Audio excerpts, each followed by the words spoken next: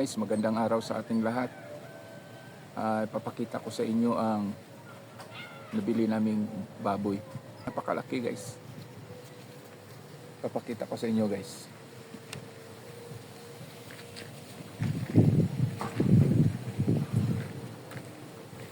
Kabili kami kanina ng baboy. Nabili namin doon sa Summer Home. Malapit sa Summer Homes. Papakita ko sa inyo guys. Napakalaki yung baboy na bili namin. Kahanga-hanga yung baboy na nabili namin. Papakita ko sa inyo guys. Huwag kayong mabigla guys ha.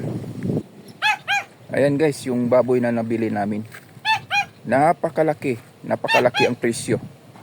Biruin mo, yung dalawa na yan, binili ni madam ng 14,000. Ayan o. 14,000. Napakalaki.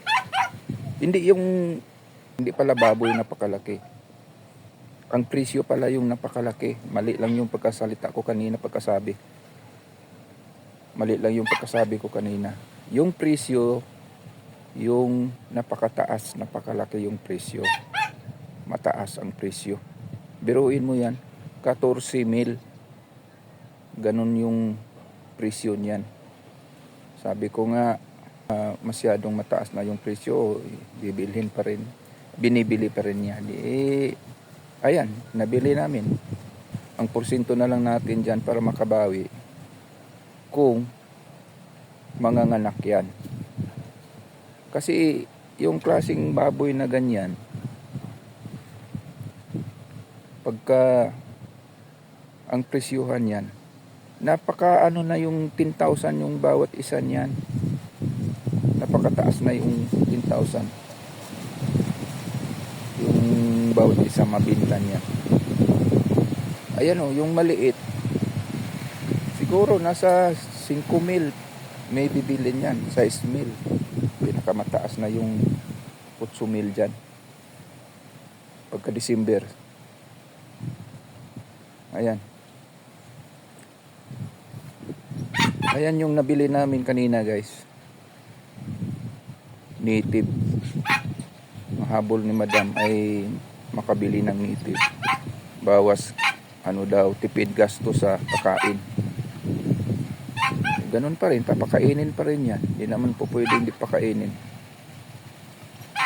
Yan. 14,000 yung dalawa guys.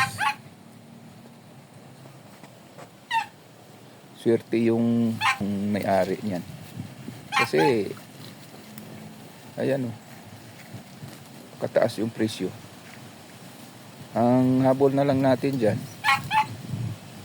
makapanganak yan, andun na tayo siguro makabawi. Ayan o, napakailap pa naman. Ayan o. Tinalian lang muna namin sa liig kasi di pa namin nadala doon sa kulungan.